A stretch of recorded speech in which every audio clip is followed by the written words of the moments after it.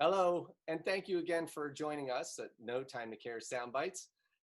Today, I want to talk a little bit about some of the challenges that nurses are facing throughout the world, both from a physical aspect and from an emotional aspect. And when I tried to think about guests to bring on, I immediately knew the woman who I had to have as a guest for this topic, and her name is Colleen Sweeney. Colleen and I have been friends for a while now. I really do Okay. consider her to be a mentor of mine. She is an internationally known speaker on the topic of patient fears and anxieties. And welcome. Thank you. What a pleasure to be here. No, it's very exciting. It's so good to talk to you. You know, we talk all the time offline and never did it in a formal way, but I just love the way our conversations go. And when we were talking one day, I was like, you know what, this would be great to kind of record this because there's so many good things that we talk about when we're together. So I just thought this would be a good opportunity. So thank you for joining me. Well, when you get two speakers together, that's a lot of talking. That's a lot of talking. It's going to be really hard to listen. Well, the first thing I want to talk about, you know, with your background in fear and anxieties, and again, you've traveled all throughout the world in talking about this topic. Let's start first talk about patients and families. Are you seeing anything differently amongst patients and families in terms of their fears and anxieties during? I mean, obviously there are things that people are challenged with, being alone when they're very, very sick. But what are some of the things that you're seeing throughout the country or hearing from your colleagues? Oh my heavens. It's an amazing thing. So now for more than 10 years, I've studied what patients fear, and that's always been my focus is what patients fear about their hospital experience, their medical experience. And then all of a sudden, it's like after 10 years, suddenly the fear is on the other foot. And you're like, oh my gosh, for the first time, it's not the patients that are so fearful. The patients are the way they've always been with their fears that are natural about being in a hospital, although that it may be heightened at this time. But now the fear's on the other foot, and it's the professionals who I believe are really suffering the most fear. Although it's definitely heightened for patients, just the fact that they can't have family members at their bedside, and just the knowing that the COVID might be in the house is a scary, scary thing for patients. It's funny because I just did a webinar for Sigma, and we talked. There were questions at the end, and I think, and I did a poll on that. And when I asked what the current fears and anxieties are, basically from the staff, I listed PPE, I listed lack of staff, I listed worried about getting sick. I was so surprised at what their number one worry was. The number one worry was um, uh, where hospitals actually volumes are down. So because volumes are dropping, hospital floors are closing, ER staff are being furloughed, and they are worried about their jobs. And I have to imagine that that's been piled on the top of, well, number one, am I going to catch this virus? And if I do, am I going to be okay? I think at this point, I read the other day on the CDC website, we're up to 82 healthcare workers across the globe that have lost their lives due to this pandemic. And that's got to be a tremendous pressure on those working at the bedside. It is. Some of the saddest stories that I've heard are those that have lost colleagues. In one case, in outside of New York City, there was a situation in a hospital where they lost two beloved colleagues within 20 minutes of each other. And they said that the staff just walked around almost in a state of shock, not just walking in circles, not even knowing how to react. That's just hard to get your head around. And so I think it's fear piled on top of fear piled on top of more fear at the current time, and it's almost unbearable. Well, it's funny because I was talking to a friend the other day, and we were talking about because I was looking at old pictures, and I saw these pictures of doing trauma moulage, and and I thought about it. You know, we prepare in hospitals all the time. We mock trauma surveys. We mock traumas. We do train derailments, chemical spills, right? Hazmat. We train for all that. We train for JACO inspections. I mean, we prepare ourselves all the time, but I don't think any of us really were able to prepare for something as grand as we're seeing. And it's interesting because I think it's different wherever you are throughout the country. Obviously, New York has experienced a much different pandemic than, say, North Dakota. But it doesn't matter because I think with the fact that this virus is so contagious, that's gotta weigh on your mind. I mean, you've seen numbers of videos where people, are afraid to go in their own houses, that they have to, decontaminate themselves and put their clothes, in a bag, or I know one person that's sleeping in an RV outside of their parents' house. I mean, Break my heart. I mean, because I think as healthcare workers, we're so ingrained, we're so passionate about caring for our patients, but sometimes we can't even care for our patients. I would so agree. And I think it's interesting what you said, how the reaction has been different around the country. And I think that the emotional toll is so overwhelming, but some are overwhelmed because of the volume, because they saw what was predicted to come, and codes every half hour or more, and bodies where they didn't know what to do with them. And then there were others that waited for that onslaught to come, and it never came. And the amazing thing is, I've talked to nurses who are devastated because it happened to them, and others that don't feel worthy about the praise that this nation has heaped on medical professionals because it never came. And so if you're from, say, Minnesota or South Dakota, and it just never came the way it did in northern New Jersey or New York City, or or Seattle, some of the places that were hit really, really hard, then they have a guilt because they are getting all of these accolades and they don't feel worthy of it. And so and then those who probably that it was intended for are so beat down, I just don't even know if they can absorb the gratitude that we have for them. So it's complicated depending on where you are in the nation. That's a great point, Colleen. I mean, I think that, from an emotional standpoint, many people think about, well, they must be anxious, they must be worried, and those kind of things. But there are other feelings, I think, that people are having in the healthcare world that are just as important. Guilt, you're right. I will tell you that I struggled with guilt when this all happened. I wanted to be, I still have many, many friends that work at the bedside. I truly wanted to be there. I don't have an avenue to get there. My acute care skills have diminished somewhat over the years. Mine too. So I don't know if I have that ability, but gosh, I just wanted to be there. And so I hear what you're saying. There's a guilt for people that didn't experience it. And, I see all the time that, I mean, the community has been wonderful. I mean, you want to talk about something to look at that's a real positive. I mean, I've seen businesses that are struggling to make their own money making food for healthcare workers during this very difficult time. And to see that, I mean, there's that human connection, but yeah, there's guilt. I think there's probably anger. I mean, some people where the volume isn't there, people that are having heart attacks, people that are having strokes, they're not going either. It's been known that there's a 31% decrease in stroke patients throughout the United States. Well, people just didn't stop having strokes. Exactly. People are ignoring the symptoms and not going to the hospital. And so I think a lot of emergency departments are seeing, I know with one group that I'm working with, they've seen between a 40 and 50% decrease in patient volume in emergency departments. And so they're furloughing people, they're laying people off. I mean, it's a real challenge. Economically, that's got to be another worry on the backs of healthcare workers throughout America. Oh, absolutely. So it's interesting that you say you have guilt. So I had the same guilt, I guess as a nurse who's done this for like 42 years, I just wanted to jump in there and help, but it's not as simple as that. So like you, my skills might be a little rusty, but I know that I'm still sharp enough that I could do testing in a tent.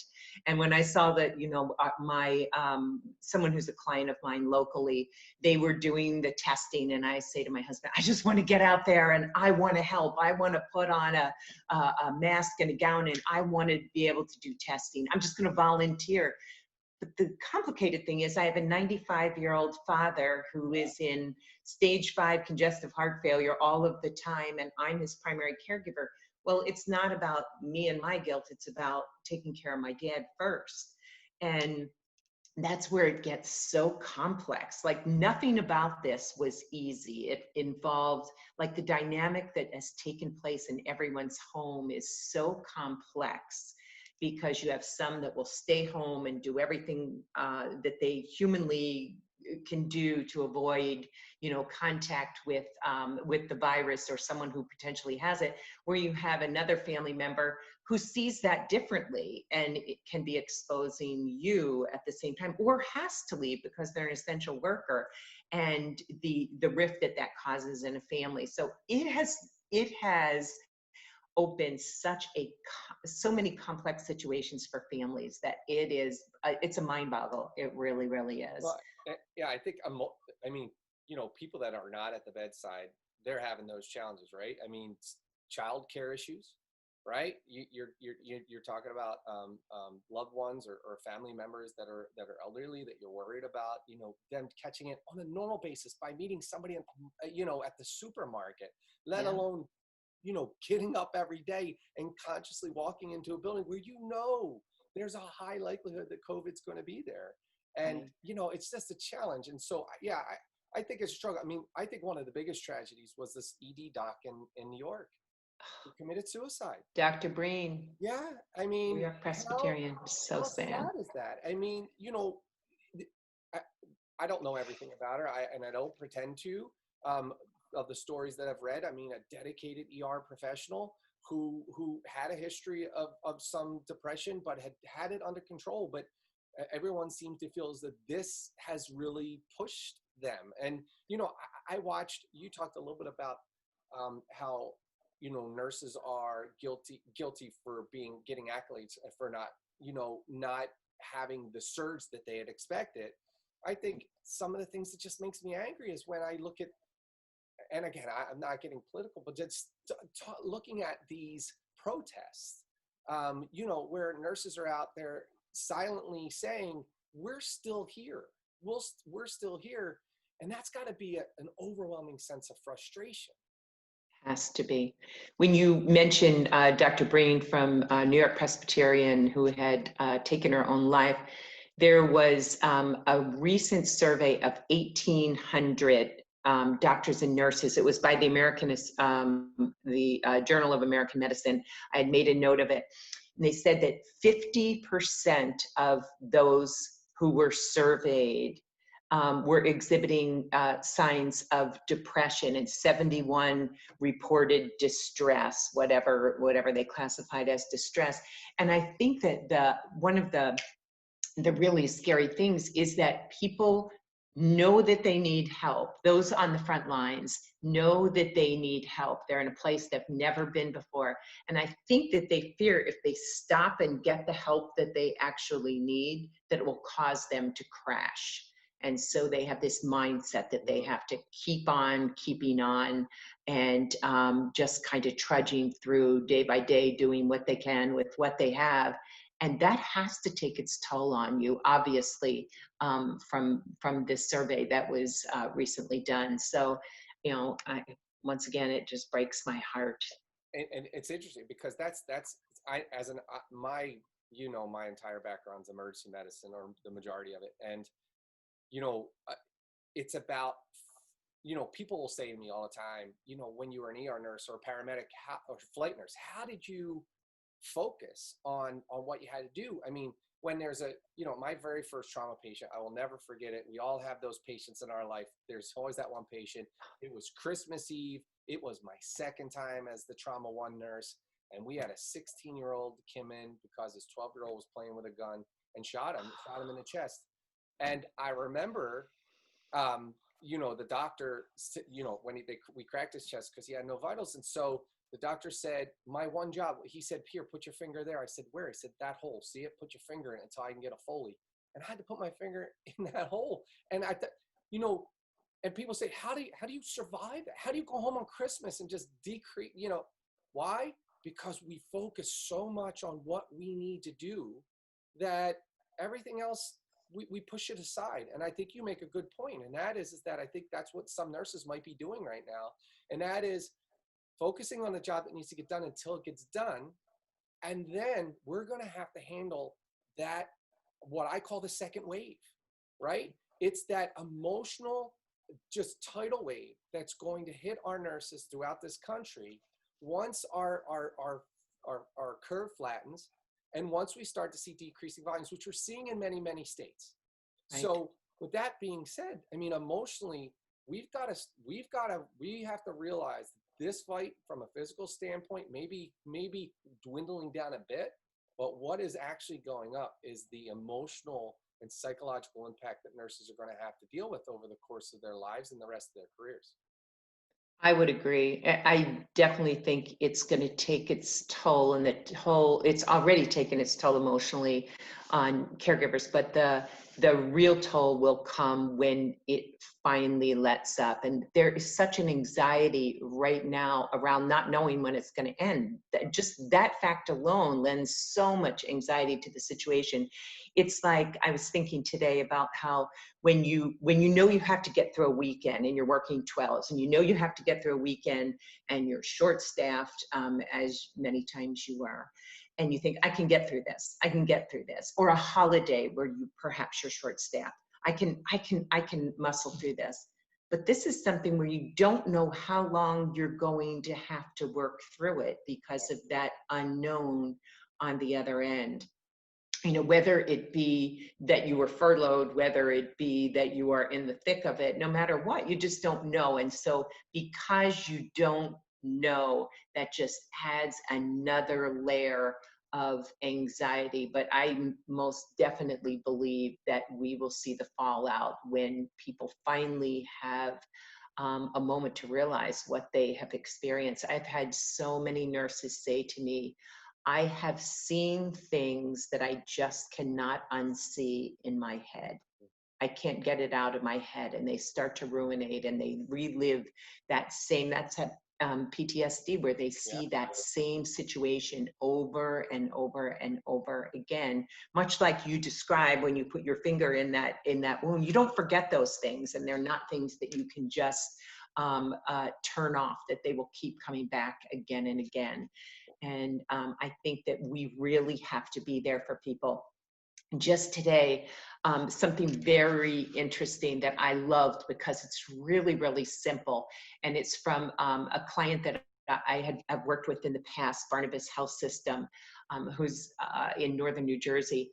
And they're doing something, and I made a note. It's called Check You, Check Two. And I thought, well, I mean, that's all I have to say is 4 words, and you already know what I'm going to say. I love acronyms. Everyone that ever worked with me would tell you on the acronym. I love that. So guys, tell me about it. I like acronyms too, but just all I did was read it, and I did not even, no one had to explain what it was, check you, check two. So you check how you are emotionally at that moment, on that day, in that huddle, whatever it would be. And then you're going to check 2 more after yourself. And that's the only way that we're going to get through this without bringing in teams and teams of therapists, which is what we really need. I feel like everyone needs their own therapist, but right now there's not really time for that. And so those little things that you can do on the fly, and they're going to have to give it to each other. And so check you, check two. I thought, that's beautiful. That's genius. Yeah, that's great. I've been doing a little bit of research too, because being on, people, I talk to people all the time. I know it's hard to believe, but and one of the things that I think is really good to understand is something called emotional agility, which I've been doing some studying on. And it really is the way that you process the feelings, because I think many times we have this feeling in our gut. We just don't know what it is. We just know how we feel. Right? I don't feel good. I feel uncomfortable. I feel anxious. Well, the trick to being able to move past that, what's the name? Susan David. Susan David, the author, says you gotta be able to stop and process it. And the way she says to process it, I want to make sure that I get this right. First of all, you identify the thought, right? Okay, what is I'll sit there and I'll feel anxious, and I go, what's making me feel anxious? And then I'll think, oh, it's because I just talked to my daughter about them canceling her junior prom. I think that's what's bothering me right now. So identify the thought. Then once you do it, you acknowledge it and you accept it. Okay, it's an emotion. See, and then you keep telling it, emotions don't last forever. Emotion never. I mean, if you're at a funeral and you're sad because your grandmother died or a relative died, that didn't last forever. It was very painful at the time. So just acknowledge it and accept it. Look, this is a normal part of the process. One of the sayings that I keep hearing, which I really think is right, it's okay not to be okay. And Right. so that's where I think the acknowledging and acceptance comes in. And then what you need to do is once you accept it, you say, okay, let's detach and observe it. All right, now I'm going to move myself out of it and say, okay, it is just an emotion. And I'm going to do what I think I can do to be within that emotion and accept it, and then try and figure out how to process and move through it. And each of us have our own ways to process that, right? I mean, so I like to exercise. I like to do work around the house. It again, it's like the ER mentality. I focus on the task and I move away from the emotion. Right. But I also then come back to it and say, okay, how am I feeling? I do check-ins with myself. How am I feeling now? How am I feeling now? How am I feeling now? And I find that that is an actual slow progression to moving towards really course correcting. How she puts it, you course correct and then you move on. But I Right. think that's a skill that we should be teaching in nursing schools and medical schools on how to do that and how to do that process, because I think that the emotions that we're dealing with right now are a real significant challenge. Yes, and I think that that's one thing that's going to change drastically going forward is how do we, how do you cope with that emotional side? What things you do to decrease anxiety, to identify your emotions, so that you're able to, I mean, your head is where you work. You work in your head, and how are you able to sort those things out, identify emotions and feelings, so that you can do the very thing that you're supposed to do, without being burdened by those things as best you can. And there's lots of anxiety reducing exercises. I know that insomnia has also become a big problem Yeah. for nurses and physicians, anyone who's working at the bedside or in that situation. And I know that there's people who are now swearing by some of those apps. So there's one called Calm, and I just saw another one today. I don't know if I can remember the name. Headspace is a good one. Yes, that was it. That was it. It's a great And one. people are saying that this has saved my life. It really has saved my life. Because they're saying that like 34% of all nurses are suffering from, nurses and doctors are suffering from insomnia. Well, you can't sleep, and then you have to face another 12. Yeah. That's absolutely like a war zone in some cases. That's really, really tough. So there are things out there. It's stopping long enough to get that help that you need to do those things that are mental warm-ups for the work that you have to do. But it's a real skill, right? I mean, as an emergency room nurse, I'm a type A personality, and to be able to stop my brain for 10 seconds, to be able to just be mindful, it's a real challenge. I like that headspace. I've done that one before. I don't know, something about his voice is very, very calming. And what he helped me to understand was, what would happen is I try to be mindful. And then what would happen is my mind would go whoop, just over here, and I try and pull back in, and I couldn't. And then I'd get upset and I get frustrated. Guess what? Mindfulness was over. And he in mindfulness, they say, well, okay, you're gonna just bring it back to the breath. Oh, you heard a noise? That's okay. What was that noise? Great. Now bring it back to the breath. And for me, it worked. And I think that we all just have to find that one thing that works for us. Right. And not one thing is going to work for everyone. I also had someone tell me that the thing that they were working with a therapist, and the thing that has worked best for them was that they make a 3-minute movie at the end of the day in their brain, a 3-minute movie of their day. That's hard to condense, 15 hours or 18 hours, whatever it is you're up, into just 3 minutes of all the good that you did. And so it becomes like a little mini clip of all the good that you did, Nice. everywhere that you did the best you could, where maybe you lightened someone's load, where, maybe you told another nurse, your hair doesn't look as matted today, or you look really good in your PPE, whatever it would be. If you lighten someone's My COVID hair, my pandemic hair, right? COVID hair, I have COVID hair. Just any of those little things. So you find, if there's a deep breathing exercise that's going to work for someone, and someone else is like, I can't even concentrate that long. There's always going to be something, but we have to stop long enough to find those things. And I know that from someone, we talked about how you or I have not been involved at the bedside. Yeah. And throughout this, so we are just onlookers. But I know that I have girlfriends who described one day by Zoom lunch, a girlfriend said to me, do you find that you don't get anything done and you just walk in circles? And it's so funny because I didn't want to admit that that's what I was doing. I mean, I think the first 2 weeks I only walked in circles and I couldn't concentrate on work or my family. And I realized the day is over and I really haven't done anything. And so that ability to concentrate. So that's someone who's safe in their own home that's speaking. I can't imagine what that's like in a workplace that's so chaotic. Yeah, no, well, it's true too, and as we talk about, just regular human life, it's difficult. I mean, it really is. I mean, this is something we're not used to, and all that. And then again, as we started this whole conversation off, put on top of that, going to work and being there for 14, 16 hours. Some people are, worrying about your family and all that stuff. I really do think we have to be so focused on this going forward. Healthcare leaders really have to be focused because we are at risk of losing some people from healthcare, period. I mean, the World Health Organization already predicted by the year 2025 that this country would see its largest nursing shortage in over 50 years. The estimation was 9 million nurses short worldwide, with 1.3 million nurses short in the United States. And that's just 5 years. I mean, we're talking 4.5 years now. And that was under normal circumstances. That's without COVID. Pre-pandemic.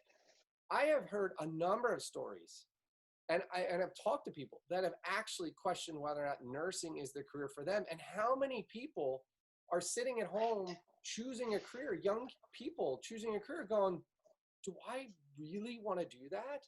Mm-hmm. Do I really want to be? And so I think that we really have to pay attention to this now, because if not, I think 5 years is kind of generous at this point. I think we may be in a nursing shortage in the next 2 to 3 years. Totally agree, if not sooner. I totally agree.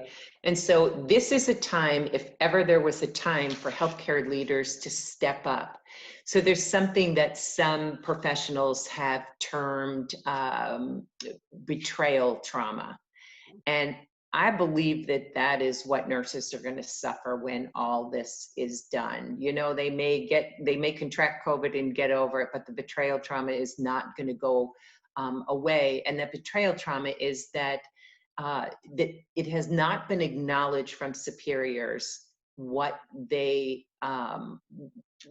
experienced, and they need the acknowledgement. They need for people to say, "Hey, I understand," or "I can't even understand what you have just gone through," and that has to be said. So I'm sure you do the same thing like me.